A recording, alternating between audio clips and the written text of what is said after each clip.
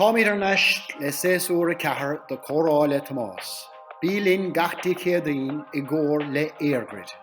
Be mé caint le imróí caide agus be cad é cracagain agus Comhrá I caint ar gachnaí buinteach le caid. I remember saying to him, this is some trip, Sean Murray. This is unbelievable. He says, it's not a trip, Muggsy, it's a tour. And I was like, no, but you know what I mean? He says, no, I don't. So proud there again, D&G, who're there again, D&G, Dalshin Cabana. Yeah, to LNG anyway, Larry and Galvin anyway, that's the brand name anyway. Tá an seo ag tathúibh an séasúr seo ag EIRGRID. Tá EIRGRID ag stúra angach leicteachas na héireann chuig todhchaí íseal chearbóin. Tá míad an aisiríis le eachtra eile do Comhrá Le Tomás I gcóir le EIRGRID. Orathe craobh caide bliain is fethe, agus an nocht tá anachas orm go bhfuil Davy Burke in our downtown. Davy, do you want to do it in Irish or English? Oh, I spare Le Tomás. We were just talking off air, Davy. It's great to have you, by the way. I know we'll get into the whole Roscommon and I saw your clip online where you said it hit you like a train, and I actually, my first year involved with the Kerry 20s, and we got bait by Sligo, and cripes, I could not talk to anybody for a long time. I couldn't make contact with selectors, and then maybe that's just my personality, I'm not sure. I remember when I was playing, you know, I'd just go into my own shell and you'd deal with defeat in a kind of a dark way, and it'd come at you every now and again. But cripes, it was nothing. I don't know, is it the time that's invested in it throughout the season that you just hit a wall after it, and it's just some downer, isn't it? Is that it? Yeah, that's it. I'm the exact same. I've had little to no contact with my selectors. I'd say they're ready to shoot me at this stage, Tomas. I honestly, when they Thursday last week, I was in the bed, my legs were just so heavy I couldn't get them. I don't know what was come over me. It was unbelievable. I think the short season and how the intensity of it, I've never, because I've lost loads of games, you know, I lose loads more. But I never had a loss like this one that it took this physical toll on my body. So it was unbelievable, and I would be a fairly passionate, kind of honest kind of fella. I lay it all out there, and sometimes that's good and sometimes it's not. But I think that probably plays a part in it too, that I'm completely invested in my team. Like I'm probably over the top of my teams, and when it's gone, the bubble just gets popped and you're left with nothing, like, you know. I know, I'd be very interested, since I gone into, well, not since I gone into management, but I'd be very interested on certain aspects of it, and I'll come into it later on with you. Can I ask you a question? And we touched on the new structure of the championship, right? Is it hard to gauge? And I know teams put an awful amount of time into actually getting the right amount of work done from an S&C point of view, and then trying to hit the ground running. Now, it looks like, and everybody will say now, that Kerry and Dublin actually have timed this right, because they weren't looking possibly as good. Monaghan as well. Derry have always been thereabouts, and people have always had them there. But no, they weren't really sure about Kerry. Is it very difficult, the fact that we have a new structure, that the games, when they did actually come in championship format, are so tight together? Is it hard to judge it from January to now, and every team up until last weekend and the weekend before were in it? Is it hard to judge and time that run? It is, and to be honest with you, I don't think any of us really knew this year because of the first year of it. I think we were all guessing about periodization and everything else, to be honest with you now. And I think anyone who claims to be an expert on it, I'd question it a little bit, to be honest with you. But it's very, very difficult. But you have to remember, Kerry looked to me that they took a slower approach with their holiday and everything else this year, right? And the National League, they came back a bit slower. And, you know, Kerry were probably always going to get the 5 points or the 6 points required to stay up in Division 1. You know, that kind of way. So it's a completely different mindset. Dublin were in Division 2, right? And no offence to anyone there, they're probably going to get out of that regardless of what they've done. So if you look at them two examples, really the league didn't mean a huge amount to either team. Kerry were always going to be in Division 1 and Dublin were always going to get back there. So regardless, whereas the Roscommons, even Galway's, Mayo were flat out. Look at the teams that finished top 3 in Division 1 this year, all gone, and just kind of, did they fall off a cliff? I don't know. That kind of, I don't know what happened in the end. Obviously, we'll have to look back at the tapes and go back through the info and see what happened. So to answer your question, I think it's unbelievably difficult, but it's all about what's your aim? Where is your team at? What's your focus? Is it a National League? Is it a provincial championship? Or is it the All-Ireland series? And I think it's very, very difficult for teams to do all three, Tomas, to be honest with you. I think it's impossible. I was thinking today something similar, and certain teams, the league will be the all-out aim for the start of the year. I was even thinking of Cork today, and I was saying, Christ, Cork need to be playing the Roscommons, the Mayos, the Kerrys, the Dub. They need to be playing Division 1 football all the time. But is there a chance, because of this league structure, because of the way you have to time it, is there a chance that the National League will suffer as a result going forward because of the structure of the championship that we have now? Yeah, well, it certainly would be in my mind. Again, I'm not sure what I haven't reviewed it fully or anything yet, but it would certainly be in my mind that a heavy load early doors will lead to an earlier exit, I think. That's what I think, to be honest with you. And I think the timing of the run is going to have to change a little bit.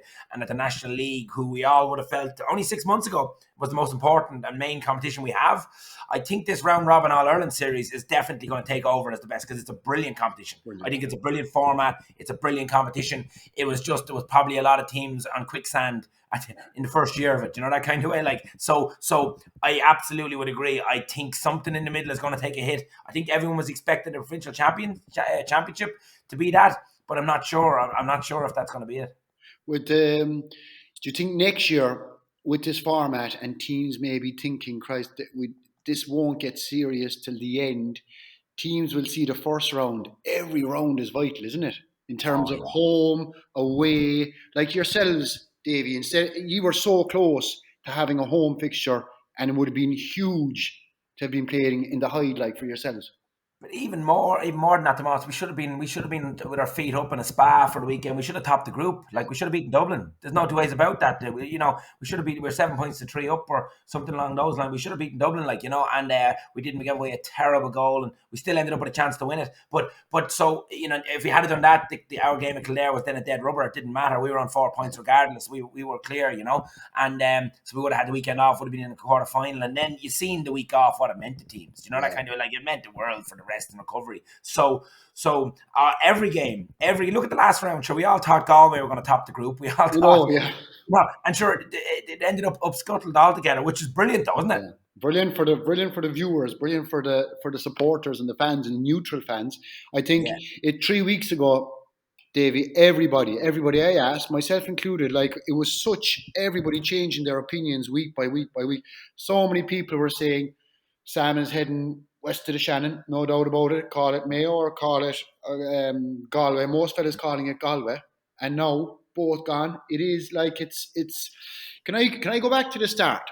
You're a Kildare man, and was it always football? Was there always a huge interest? What was the background at home growing up? Was it a sport madhouse, or was it a GA madhouse or a football madhouse, or what was it?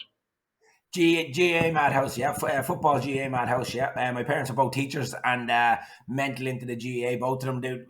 Both of them we founding members of the ladies section of our club at home, and so we're just mental into it. So it was literally brought up from there. My father would have been heavily involved in St. David's and Artane, and would have won a couple of Hogan Cups there and different things along the way. So he would have worked very closely with Brian Talty and Brian Ladden there. They would have been the three amigos there in David's. Would have had a lot of them Dublin players through their hands and different lads. So so they would have done that, and I just grown up watching that, Tomas, and been brought to every game, every session, and looking up and turn like my dad would be my idol, so ultimately he was quite a good coach and a decent manager, so I was going to follow in his footsteps regardless, and I don't think I'm anywhere near the level he was at, but I hope if I can get there I'll be all right.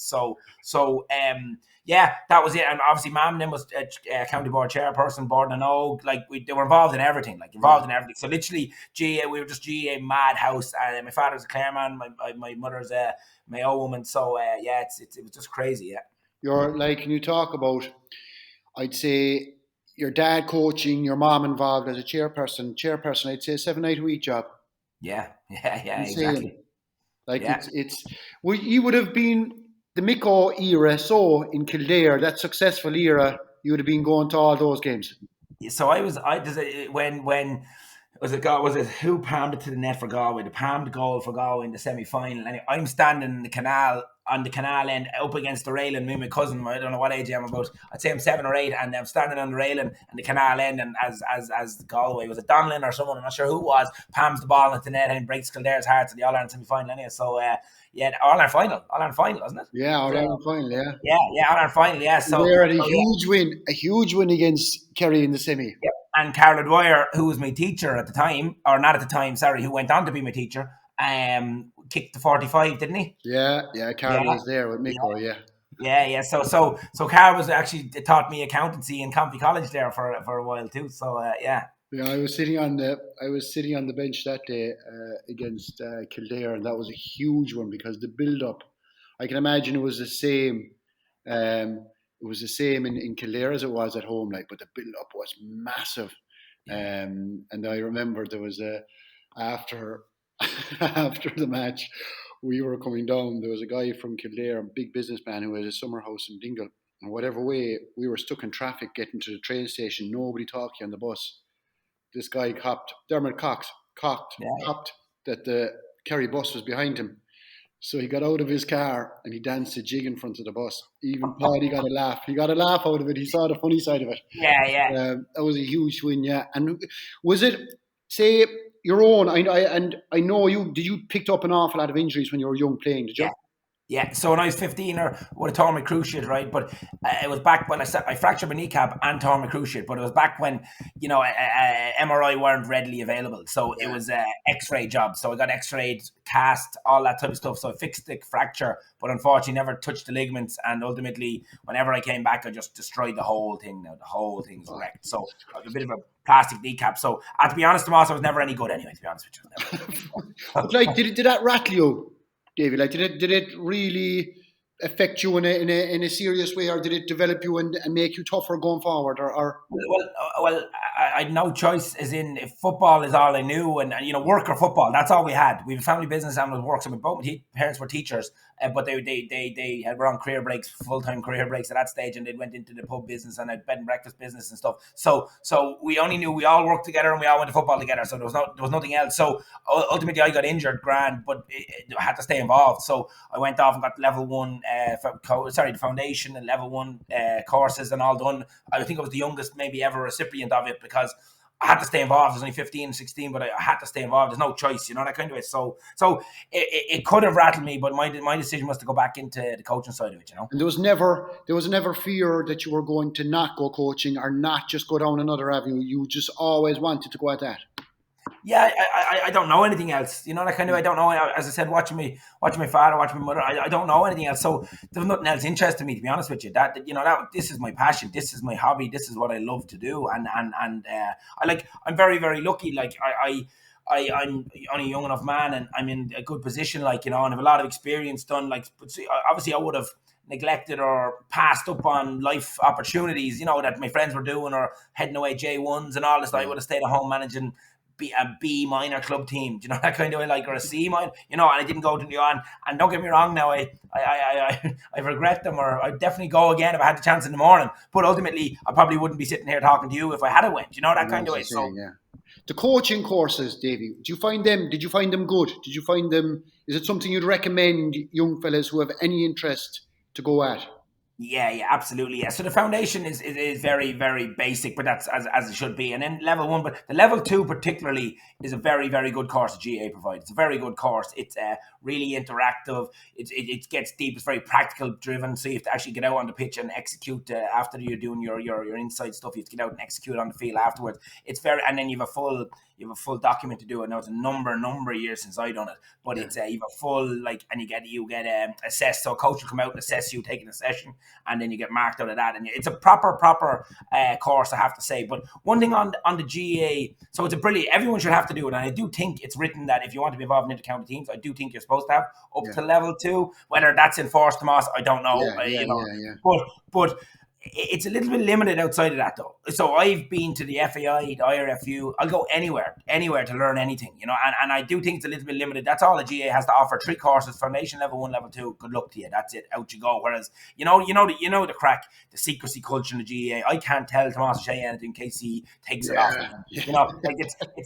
I'm the complete opposite to that. If my plan is to do this, I have no problem telling Tomás this, because I'll fully be in my head. He can't execute it like I can execute. And that's it. So I think we need to talk more, need to share more. And I know there's a big secrecy in the GA, but it wouldn't be for me, some of it, to be honest with you. Do you know, Davy, would you say, like, you're coaching and every team you've gone near has got better? You've made them better, right? And we'll talk about the coaching in a second. We'll talk about the different teams. But even now, as you're coaching, as you're above in Roscommon, and you're fierce, young, fresh still, you'd still be chasing info, different sports, different approaches, reading books, I presume, all that. Oh yeah, geez, absolutely, yeah. Like there's a funny one. Like I've zero time for soccer. I just don't like it at all. I won't watch it, but I'll watch it. I used to love watching Jurgen Klopp's team a couple of years ago, Liverpool, a couple of years ago, because of the high press. I was really interested in. They were pressing the ball so high, and where they were leaving the space. Obviously, the space had been left behind, and it was just a risk reward. I was trying to watch, where they were trading off the space and how they were cutting it down and everything else. So everything NFL, I'm big into that, huge into the NFL. I really love watching that, reading books, anything, Tomás. I'll go and watch an under 14 club session tonight. Not a bother to me. Stand there on my own in the corner of the field, and I'll pick up a couple of things. Now, a couple of them could be, right, I wouldn't do that, but you can guarantee you'll get something out of it. And I'm not sure if there's enough of that in the GA. I think it's a bit of a closed book. A lot of lads are, Did, like a lot of people, would you do a lot of the training yourself, Did? Would you do a lot of the coaching yourself? I try not. I do a good bit of it, but not at all. I might be the game-based stuff, Tomás. Like the game scenario, the 15-a-side stuff, the last 20 minutes of training or whatever it might be. Up to that point, I'd have a very strong management team and coaching ticket with me that are more. They do a lot of that, but the actual tactical stuff at the end, we'll say I'd probably take a good bit of that. Yeah. The point you made earlier, like, is it fellas you know and fellas you've come across that you get as coaches? Like, I find a lot, say, intra-county teams, like managers, you could pick a lot of fellas to manage, right? But coaching is an expertise on its own, and it is very hard. Like, do you think the group of really, that there are coaches out there that haven't been tapped and are absolutely very, very good? But there's within the inter-county circuit, there's about 9 or 10 names that constantly go around. Yeah. And look, absolutely bang on, like you're bang on. And I'm not going to lie to Tomas, I probably fell into the bracket outside of them 9 or 10 names, because if nobody knows you, if you have no background, you weren't a player, you didn't come from a big family, whatever the word you want to put on it, it's very hard to break in. Like, it's very hard to break into the world, So there's coaches everywhere. One young lad in my own club at home in Comfy is really making serious strides, out of nowhere as well. But he's a serious brain and an interest in it. And so they're everywhere. They're everywhere. But to answer your first point is, it's lads, but if you go for a job in the morning, the same 6, 7, 8 lads will be put forward for you. And that could be in Donegal or in Cork. You're still going to hear the same names. Why is that? I personally think it's because when Tomás Ó'Sé is presenting his ticket to the county board chairman, if he doesn't know A, B, C, and D on the ticket, that's what I think is a fear of that. And I think we need to go away from that a bit, to be honest with you. If I'm standing over Johnny, who I'm bringing with me, because I believe he's good enough. Ultimately, I'm going to fall if Johnny's not good enough. Do you know that kind of way? So these high power, highly stacked management teams, do they really work? I don't know. And how good are they all? And how many chefs can you have? Do you know that kind of way? I agree. And the fact, if you're going looking for an SNC, you can go to universities because they have their degree. You know exactly what you're getting. Then you can have word of mouth. You can talk to people. Whereas on a coaching level, like, say you started off, I know you went to SARS, and I know you were with the Kildare and you won an All-Ireland with the under-21s. Say before that, what was your track record? Was it with your own club, just underage all the way up?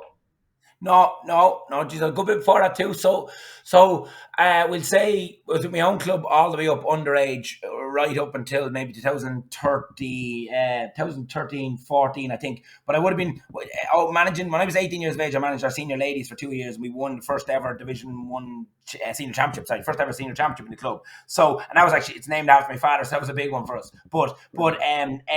So that was a long time. That was 2009, right? And then I would have pushed on with underage. It's the senior second team on underage in the club, and in 2000 and what year was it? 16. I took over the men's our Division 1 senior team at home, our club team, and now that brought its own challenges because all my best friends were on the team. My brother-in-law, everyone in the town was on the team. It's small, rural enough club, So, but we had a brilliant 2 years, hugely successful, done everything. We broke a lot of stuff we hadn't done, and it was great, So then I went from the following year, from that I went into Kildare in the 20s.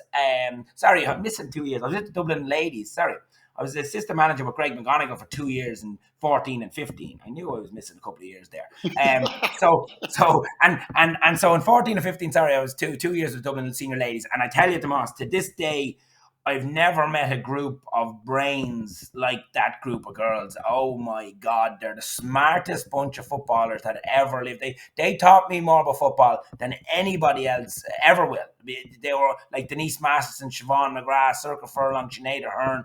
Like, you're talking the best players to ever play the game, and they were they're learning. And I was only a chap now. Davy, like, they would talk, they would point out stuff to you, and what kind of come up with different scenarios or different plans, different ways of their approaching. Understanding of the game, the clarity, how clear they could tell me and the other guys, the girls, where to be and what's going to happen, and they're reading of the game. Like, Denise Masterson is on another level. Her knowledge and her understanding of football and can see what's going to happen was phenomenal. And I was the coach, and I was the one who was going in to get taught every day, to be honest with you. Like, and not only that, Tomas, the most fearsome of women, mother of God, they would chop you up now. Don't give them day. And they taught me a lot about environments, culture, standards, stuff that I might have thought I knew about, I really hadn't a clue about. And them women, oh Jesus, they taught me. And I would, like, today, if I met Denise Masson today, sir, I'd love a couple. Like, we'd have a great relationship. We'd have a brilliant relationship because we bounced off each other. Because I'd be very growth orientated. If I can learn, like, I'm all ears, like, What would be the first? Like, it's striking, and like, I wouldn't know too deeply, Davy, but what do you focus on? Let's say, like, you're the Kildare 20s, you're the club SARS, you went to Wicklow, you had the Dublin Ladies, you went to Ross. What's the main thing you focus on when you go in, first of all? What's the non-negotiable, or is there something, or do you just see what you have ahead of you, or do you just focus on one or two areas straight away? Yeah, usually a lot of the same scenarios present themselves, Tomas, no matter where you're kind of going. And you obviously, before you go in, you do your little bit of due diligence and homework in the background. You have a fair handle on what you're going into and whether standards are low or whatever it might be. Usually there's a lot of low-hanging fruit, I find, in a lot of setups that you can go in immediately and pick them up, bang, bang, bang, bang, and all of a sudden you're a completely different outfit very, very quickly. So I would absolutely come in and look to make a stamp early by cutting out whatever it was that was done previous or whatever I didn't think. That's not how I do things, lads. And you probably unsettle the whole thing. I usually, to be honest with you, come in and upset everybody, to be honest with you. That's usually the first thing I'll do, and that takes a good while to turn that, and sometimes maybe you might, and I've been lucky enough that I've been able to turn it, but I usually go in because I'll be a very particular type of person. I like things done the way I like them done, and I bring people with me who are on board with that, whereas if you've been in a camp, Tomas, for 10 years, and you see who's this upstart coming in and telling us what to do, we've done it this way, we don't want to change to that way. You can only imagine yourself now the scenarios you get yourself in. I was just going to say, my next question was, how are you with that conflict? Like, is there a bit of crack there? Have you fellas who will come, and you're probably coach fellas who are older than you, Davy, have you? Oh, yeah. Yeah. Well, and they would question, like, this is not the way we freaking do things around here, kind of a thing. Absolutely, yeah. It is, yeah. no. And look, I think I'm very, very honest, very direct, and I don't shirk them conversations, and I don't shirk challenges in life. People respect honesty, and I don't care what anyone says. If you're beating around the bush and you're hiding behind the door, you get found out. Players won't come with you, in my opinion. So take the challenges on, take the conversations on, and have the hard conversations. You get massive respect for it. Massive. I'm not coming in to say what you done was wrong. I'm just saying this is how I see it going, lads. This is what I want to do. And work with them. You get their opinion, and you put a plan together based off both your opinions. But lads, ultimately, this is changing. We are progressing forward here. I'm not walking into the Kerry dressing room here that have 10 All-Irelands or whatever they might have. Do you know what I mean? Like I'm walking into a dressing room that is trying to get up the ladder or whatever way you want to call it. So and again, this isn't the Roscommon. This is just everywhere. This is just in general, no matter it's club level, county level, whatever it might be. Usually go in and everything out the window, start from scratch, and upset everybody, and ultimately you usually find, oh right, this isn't too bad actually. We might actually get on board with this now. You know, that kind of way. Yeah, I think and I'd have to word this carefully because I don't mean it in any kind of an insulting way to so-called weaker counties. But if you were in Kildare, you're in Roscommon now, and they have, the high standards there. Did you find it more difficult in Wicklow then to get that buy-in? Because there might have been an attitude of, sure, why in the name of Christ we're not doing that? Sure, we're not. Is it more difficult in a county like Wicklow to do that? No, you know what? It might even be easier, Tomas, to be honest with you, because I found it with the Wicklow boys, they were mad for road, really brilliant fellas, really decent footballers, and probably just didn't have the best setups. I'm not talking about going in and making lads train 6 times a week, that's not what I'm talking about. Raising standards and holding each other accountable. And opening our eyes to the little percentages that we're killing ourselves with. We're absolutely leaving ourselves wide open and letting ourselves down time and time again with this small, minute stuff that's so handy. It's so handy to fix once we all get on board with fixing it. And just like little things, application, timekeeping, all this little stuff, you'd be so surprised it lets you down all over the shop. And when it becomes a non-negotiable, or else, and it doesn't get to me now, it gets to the leadership group, and Johnny comes in 2 minutes late, and then Johnny gets fucked out by the leaders. That's now you have a group. Now you're going somewhere because it's come from there. If it's always come from me, you're in trouble. Yeah. So I'm not the Wicklow boys. Absolutely, they were ravenous. They were mad for road. They wanted to get better, and I think any intercounty footballer now wants to get better. And if you come in, lay it out to them and be honest with them and say, look, this is where I see this going, lads. Are you on board? Get their feedback. So actually, you don't just go in and put your own.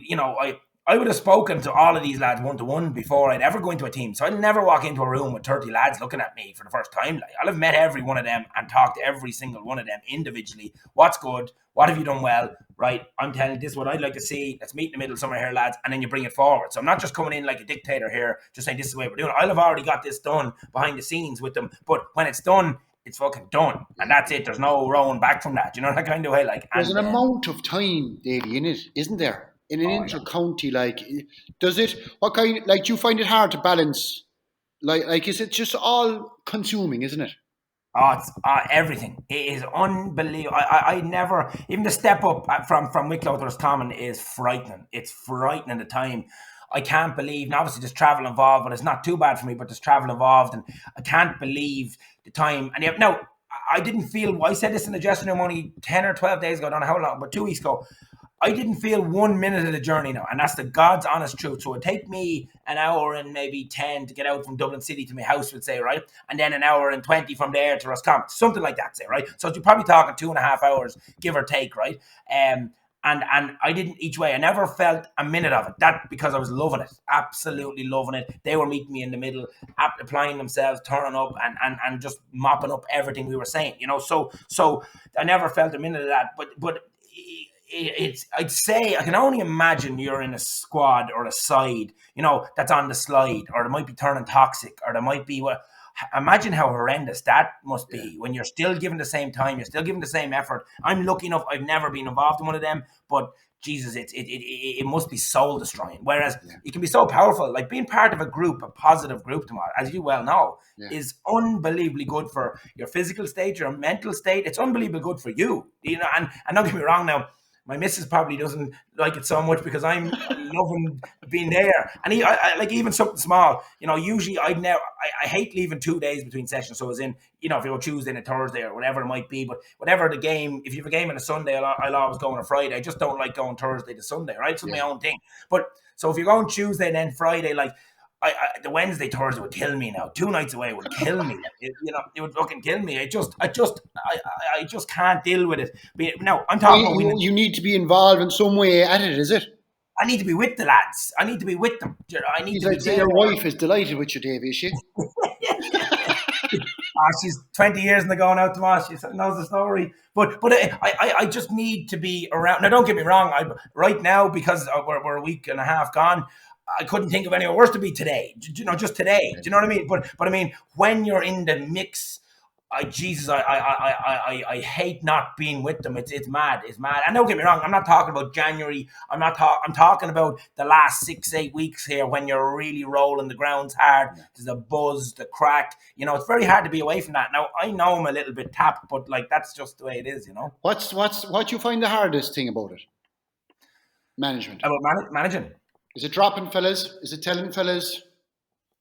Yeah, I tell you two things. Dropping fellas is hard, but as I said to you, you can't shirk it. You can't shirk it. Be honest with them. Tell them the truth. You're left out because you're not good enough A, B, C, or D, or it's a matchup thing. But don't bluff them because they absolutely see through you, and there's no coming back. When you start bluffing, lads, you're gone. But absolutely, I've had some horrendous conversations in the last 6 weeks, whatever it was, with really good guys. But look, Tomas, I want to be a Division 1 manager. So if you're a Division 1 manager, you need to have a squad. So you should be have to have these conversations. That's as simple as it was. But so that's the dropping lads and them tough phone calls and meetings. They're awful, and like you can see the life drain out of a fella. He thinks he's coming in. He thinks you're going to tell him he's going to get 15 minutes or whatever on Sunday, and you're actually telling him he's not making the 26. And he just colour changes and the life just drops out of him. And I'm sitting there going, "Oh my God, this is horrendous!" But that's part of it. And the other part, managing the whole team, like we were a 50. Oh Jesus, there's 57 or 8 of us, I'd say, Tomas. In total, like it's huge. It's absolutely huge, So there's even more. There could be close to 60. So. It takes massive managing, and before you get on the field, particularly if you're like me and you do a little bit of coaching as well, like you're planning your session or you're part of the session or whatever you're doing, right? You're doing logistics, everything else, doctors, you name it, you're doing it, and there's different personalities involved. Some people like to do this, some people like to do that, and obviously you listen to everyone, you're taking everything on board, you're working with everyone, but ultimately it's your stamp too, that kind of way. So that's difficult. Is there like back in our day, and I just get a sense, and we train in the Kerry Centre of Excellence, and you'd see the seniors there and the preparation and the level of just everything is there, A1 ready to go. The attitude is I don't think that ever changes. Do you think the same, like how socially did you get time to enjoy each other's company on a level? Now I don't mean going on the lash, I don't mean but outside of football, outside of coaching, is that part of it important for you? Is it important for the lads? Is it important to bond them or to bring them together? No, it's massively important. But I'll be honest, we didn't this year, Tomas, because of the short fire nature. I was appointed the October bank holiday weekend, 1st of November, pretty much. Right, we didn't we were straight into a couple of trials, brand new into the county, and it was just boom, National League. Sure, we were hot favourites to be relegated. We were making sure that wasn't going to happen, So there was we had to hit the ground running, and we didn't. And 6.5 months later, boom, you're turfed out below in Páirc Uí Chaoimh, and that's it, job done. So to be honest, we didn't, and it's definitely something. But we're going to have an opportunity now between with club championship coming and a longer run into my second year. I'm going to get much more of an opportunity, and I even feel I didn't build the relationships as good as I would have had with other teams because of the short, nature of it. It was so intense, that absolutely something I need to get after now. And the off season, you can do a hell of a lot of that because there's no load attached to it. It's chats more than anything else. But I will say one thing: I'm very conscious as a manager about wasting time, Tomas, and it's the amount of teams and setups I've been involved in, and they talk for the sake of talking, they've meetings for the sake of meetings, and they're talking pure shite to fill time. And it drives me insane. And if it's driving me insane, the players are pissed off way before I was. So I'm massive into that. So I trying to balance, something I struggle with is to strike the balance between right, here's the schedule, lads. We'll start today. We'll finish at B. We'll all be home at C. Right, that's the first thing. Right, do you add in time there between B and C that we'll sit down, we'll have a coffee, we'll have a chat as a group, and talk about life or Man United or whatever you want to talk about. I'm struggling. This is what I'm learning as a manager. I'm trying to get the balance between in, out, quality work, out the door. That's where I come from. My world is be here at this time, leave at this time, and we're going to get savage quality into our coaching and clarity, and that's what we're going to get done, and have your dinner and get on the road, right? And that's where I come from. I'm trying to now bridge that to get a bit more contact and build up relationships. It's tricky. The 20 championship, which I think is a great competition. I think it's a great tournament. And I know you were involved with Sigerson as well. And I always, Davy, and the fact that you've won, and I know EIRGRID are the sponsors of it, and it's a brilliant competition. You're heavily involved with Maynooth in the Sigerson. Are those competitions kind of half suffering because of the squash nature? Like, is there should the Sigerson have a window of its own, and should the 20 championship have a proper window of it? Now, I know Leinster, which I find they're doing it the right way. Leinster are doing it the right way, where they have a round robin series where teams get into groups and there's 2 or 3 matches guaranteed. Whereas in Munster, it's straight knockout. So you're training all year long, whatever you have in between colleges, in between schools. Connacht have straight knockout, Ulster has straight knockout, Leinster have a round robin.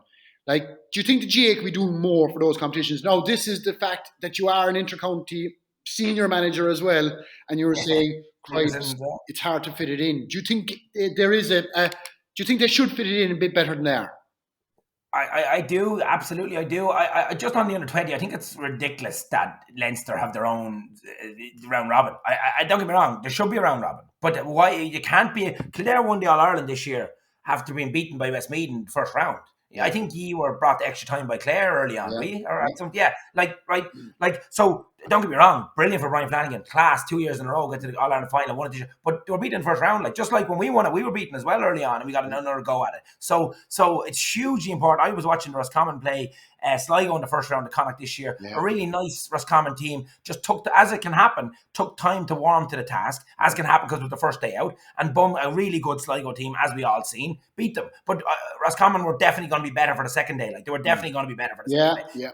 So they should have got a second day, just like everybody else should have got a second day. So absolutely, it should be round robin across the board, and it needs to get protected more. The under 20 has to be played because it's a brilliant competition, and we want our best players playing in this competition and protect them and look after them. And I can only imagine how frustrating it must have been for the likes of you now being involved, and they're being pulled all over the place between Sigerson, senior, you name it, and they're just flogged altogether. But on the Sigerson one, I was in a very unique position last year that I was Roscommon manager appointed during my Sigerson term, and so I was in both, and we would have had a lot of lads, like a lot of lads with UCD, Maynooth, DCU. We had a lot of lads at UL, NUIG, and so we had a lot of lads, and I'd be getting calls of Maurice Sheridan and John Dibley and these lads, and they're tricky conversations because I have 2 hats on, that kind of way. Myself and Divo, we chatting to each other on one hand about UCD and Maynooth, and then the other hand we be thinking we're going to be playing each other now in 3 weeks in National League. But that's that's just where we were. Now I'm lucky enough, I'm gone out of it now, so I won't be having any of them conversations this time. But so the Sigerson now for me is my favourite competition. It's a brilliant, and the amount of learning I got out at Sigerson from dealing with the likes of Niall O'Donnell from Donegal, from dealing with Jimmy Hyland there from Kildare, from dealing with a Laois footballer, I can't think of his name, James Kelly. The footballers I've dealt with, top quality lads now, right? Top quality lads, and the learnings I got off them and what setups, what they done with Laois, what they done with Donegal, and even insight into Stephen Rochford from the likes of O'Donnell and different things. You get massive learnings there of what they do in this scenario, what would happen here, and I think Sigerson is so enjoyable because you're dealing with top class lads. It's pressurized, but it's not that pressurized either. It's Sigerson's very important, but it's it's a bit of crack too, and the quality is very, very high. So where can it go though, Tomas? So just to put the other hat on, where can all these competitions go? Really and truly, should it not be the pre-season FBD leagues that go? And the McGrath Cup, should they not be the one to go really and and maybe pull the National League back a week, or I don't know. The biggest issue for me, and I'm sure we'll get to it, is we need another week now. Or last week, I think Cork or Roscommon or Galway should have been afforded another week, or whoever, all them teams should have been afforded another week rather than squashing it all in. So could we not have got rid of the pre-season competitions and found a week somewhere there to give the teams that come through the last 12 an actual chance in an all-out quarter-final? Do you know that kind of way? I agree with you in that. I do think that the structure there, it's brilliant. You have games coming perfectly every 2 weeks. It's absolutely brilliant. The excitement is there for the genuine fan. I've always said, drop your, and I'd have another argument with provincials, but I'm not going to go into it. Drop your early season competition. I think drop your National League final and then extend at the end of the championships. Keep the championship the way it is, but extend it. Give it another 2 weeks. What's the difference? So that you can allow, let's say, your last game, Davy, right? Okay, and it'd be something very similar for Mayo again this week, right? You play on a Sunday or a Saturday. What do you do then for the week? Is it more about recovery? You can't get work done in between it. Like, so is it you play on a Sunday? When do you train again? On a Wednesday? So I'll tell you what we done. We did a 6-day turnaround from Kildare to Cork, right? 6-day turnaround, knockout game, right? End of the year, as it turned out, and travel. So first of all, we didn't know we were playing Cork till 8:30 Monday morning, right? That was the first thing, and we didn't know until lunchtime what time and what day. So then you have to try book hotels. Talking about management end of things, you have to try book hotels. You have the logistics and all that type of stuff that comes with it, right? I think we were down in your neck of the woods, I think, that night. So we were doing that, right? So that was all that, first of all. You'd meet up Monday night to do a recovery gym session, recovery lighter into the sea, all that type of stuff. You leave it off till Wednesday, then back on the field in a very, very light / review session, tactical session Wednesday night. But you're now, don't get me wrong, you probably have two different sessions, Tomas, in that your 15 lads that have covered 10K or whatever they covered against Kildare, they'll literally be doing walkthroughs, tactical walkthroughs. But there's another 25 there who are just going stale and who are going off because they're not getting the same game time. So we would be running two separate sessions that one of the coaches, myself, whatever, might be running the tactical work with the 15 and that 15 isn't the same 15 necessarily who are going to start, kind of way.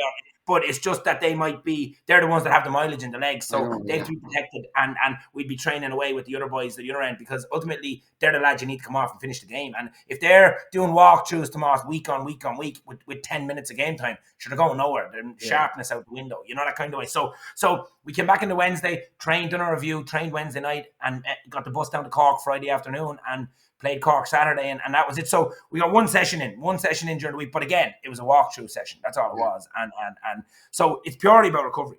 Do you know, say next year, and this was the first year of this way, in a way is laid out, do you think teams would be a lot more, I suppose, confident and just know what to do, what to expect from a player's point of view, I suppose, next year? It'd be a way, I won't say better, because certain teams are going to do well, but it'll be easier for you to plan from every aspect, because you see now, as long as the keeps doesn't changing, like. Yeah, 100%. And it's much easier now for me to sit down with my team and the S&C coaches and periodise our year out, plan our year out, and also inform the players. Look, lads, we've all been through this now. We want the outcome to look like this next year, not like this, or whatever. So this is why, because I can tell you from my boys, they're seriously intelligent football lads, and they're long time playing. So if I come in and with a new plan and they go, whoa, what's going on here? Like, this doesn't meet, or what are you doing here? You have to be very clear and you have to explain it and work through with them, like because otherwise you don't get them on board, so, but it's much easier to do that having been through it once. So we've all been through it together.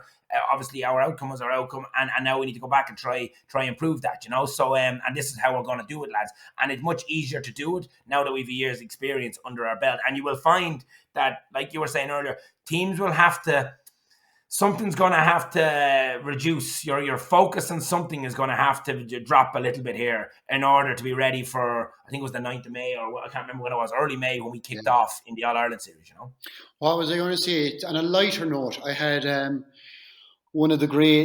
probably the greatest Cork footballer of all times, who happens to be a Kildare man, Larry Tompkins. We were chatting to him, and I've never actually asked a Kildare man, and maybe you were a bit young at the time, but you'd still know what's a general feeling of, is there regret there that Tompkins and Fahy Not that they went, but that you were saying, Christ, two flipping brilliant footballers went and are down in Cork and should be playing with Kildare. Not in a nasty way or anything like that, but the fact that the two of them were down, one All-Ireland's with Cork, I remember one All-Ireland final, Fahy was against Meath, was it? Kicked 4 from play from midfield. Like, what would the general thoughts be in Kildare of the two boys doing so well with Cork? I'd say again, I was young, but from what I heard, and particularly being involved in Sarsfields, you'd hear it a lot more. They're sick, like absolutely sick. They, watching the Cork boys go down and benefit from these two boys coming down the road, like that kind of way. And Kildare still trying to win in All Ireland for years and years. So I'd say it's pure sickness, Tomás. I'd say not much else would describe it. Just that, and you're watching the television or going to Croke Park and seeing Cork do so well, and there's two boys there that we had and we lost them ultimately. That kind of way. So I'd imagine if you were around at the time, Jesus, you'd be in dire straits. Yeah, it'll take another few weeks to come around after that. The fact that you went up to the matches at the weekend, will you go to the rest of them? Do you enjoy it? I mean, you were saying there, you were describing you go to underage games and you learn, like, would you be learning? There's obviously great learnings watching the Derrys, the Monaghan's, the Kerrys, and Dublins that are left. Like, will you go into the semis? Yeah. So I wasn't going all week, and then the fog lifted a little bit Saturday, and I asked for a ticket in Saturday afternoon, but it wasn't going at all. No. So I went in.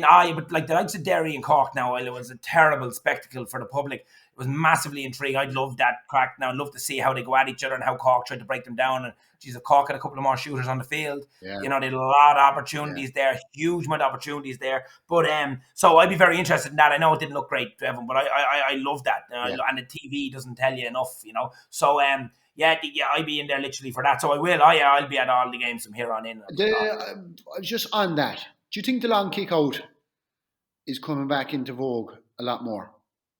Sure, it has to. You want to score goals, Tomás. Look at the goal scoring opportunities. Where are they all coming from? They're coming from kickouts now. You have to. We would have went long an awful lot in the league early on, particularly, and we got a good bit of joy out of it too. Like, ultimately, the way I look at it, if you're kicking the ball out long, Tomás, and if you have it structured right, you're going to have 10 to 12 lads in your goal side anyway. So if you lose the ball, you lose the ball. If you're tactically aware and you're set up and you're coached, it's not the end of the world losing the ball. Yeah. Do you know that kind of way? You're in a good position if you win it, and you're also in a comfortable position if you lose it. Yeah. And for a few years there, no one could read. Not that they couldn't understand that. I don't think that wasn't the go-to for people because, Jesus, it was all about retention, ball retention, 100% kick-out stats, dink the ball to the two. Whereas you need to be able. It's like a game of chess in my mind. You need to be able to keep them guessing and couple long, couple short, couple middle, and the press is moving all the time then. They don't know what to expect, and that's when you find your pockets then. That's what I think. But ultimately, absolutely fire the ball out long, try to overload it like everybody else does. Sure, like Kevin Walsh is talking about it for how long now, but overloading and different things. So ultimately, let the ball out and make it a contest. And look, we again, one long kick out last week against Cork, fell straight into Dermot Murtagh's hands, popped into Conor Cox, took the return, 1-0 the keeper, missed it. It probably cost us the game. But that was the goal scoring chance we weren't going to create with the way Cork played. Do you know that kind of way? Like, so you have to, I'd be all for long kick outs, yeah, absolutely. Do you think teams tweak? Just be the last one now, and this is only just because I'm interested. Do you think teams set out a way they're going to play for the year? Do you think that they have to tweak and change as they're going along, or it'll be too predictable to crack? Oh, yeah. Absolutely. Oh, yeah.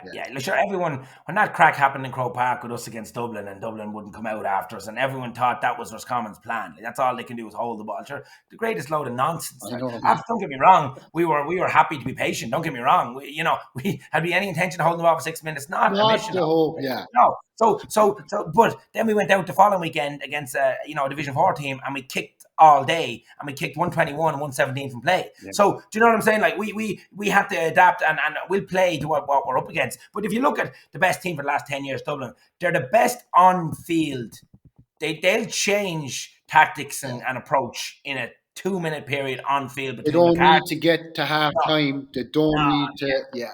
The water breaks were great for certain teams, Davy. When back they'd actually change up, but those dubs are able to. It's in game, and you know what, that must come down. Obviously, there are the brains, like an experience, but it must come down to going back to your previous point about contact time, building relationships. That just comes with time, like time and time together off the field.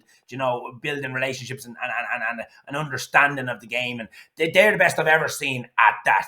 In game, we're being hurt at this, right? Let's throw in our plan B here, or whatever it might be. You know, I think it's class. Like seeing them doing it. Johnny Cooper was a huge part of it, but seeing them doing it in action live is unbelievable. Phenomenal, yeah. Because I remember we played them one year, and we had this meeting beforehand, and this is a good time back, and we spent an awful amount of time on Cluxon. Cluxon was key at the time, and we had it all done that every single game they had played, he was hitting the two corner or the two wing forwards. So we were just coached to be tagged onto our men, even when the ball was flying in the air wide over the bar, whatever it was, we were tagged on in a flash. He hadn't gone to his cornerbacks all year, none. So we were cheating off him. Within a flash, within about 7 minutes of that game, 8 minutes, bang. For the rest of the game, they were going short. Our game was, we weren't ready for it. That's what we're talking about. Call a winner, Davy. I'll just, for between here and the end of the year, I know it's hard and I know it's a tricky year in terms of calling winners and being predictable. So I suppose it is getting that little bit easier, and the teams are getting settled. Form is becoming settled as well. Call a winner. I can't see beyond Dublin after yesterday, to be honest with you. Be honest, I can't see it. I told you I was honest, Tomas. I can't see beyond them. They beat a good Mayo team. Like, that's a good Mayo team. You know, no matter what way we want to dress up, Division 1 winners, they're a good, strong, consistent Mayo team. Now, I know they'd a little bit ups and downs recently, but I think they're a good side, and Dublin dismantled them. They just absolutely dismantled them. So for me, that's by far the best piece of form we've seen. By far and away the best piece of form we see. Kerry were very, very impressive against Tyrone the previous day, but Tyrone's form just wasn't in the book all year. Just wasn't there for whatever reason. Wasn't there, and I wasn't exactly shocked, by that result. So whereas the Dublin result, that shocked me. Now it was not. After 47 minutes, I was looking up at the screen and I couldn't believe it was only 47 minutes gone. The game was over. Over. And I couldn't believe it. I thought it was 66 minutes gone. It was only 47 minutes gone. It was over. So that piece of form, Tomas, hard to see that piece of form back. Yeah. And I'd go Kerry, and I would, not because I'm from Kerry, but I just, I saw them against Louth, and I know everybody will say Louth were freaking a beaten ticket, etc., but I just saw them so many times this year, and I just saw something different in them. And the one area where Kerry possibly would have struggled in years gone by would be beating that blanket. And that day, they just, whoa. And I know that Mickey Hart said something to the Kerry management afterwards. He said, whoa, we thought Mayo, whatever, they had played Mayo the week before, and whatever way Mayo struggled, he said, chalk and cheese. And there was something, I just felt they were bouncing. If it is a case that the two teams get to the final, Dublin and Kerry, I reckon we're going to have a right cracker. It's something to look forward to. Listen, Davy, I'm after holding you long enough. I'd like to really, really thank you for coming on. I love listening to you. I love the way you coach teams. You've been brilliant anywhere you're going. So I wish you the very best going forward. Thanks to EIRGRID. Without them, it wouldn't be possible. EIRGRID are leading the transition of Ireland's electricity grid to a low-carbon future. If you want to listen back to any of the previous episodes, click on the link in the bio. So until next week, Gora Mahagav, and thanks again, Davy. All right? Thanks, Moz. Thanks again to our sponsor, EIRGRID, proud supporters of the EIRGRID Under-20 All-Ireland Football Championship and leaders in Ireland's pursuit of a cleaner energy future. Don't forget to follow, subscribe, and review. Gora Mahagav.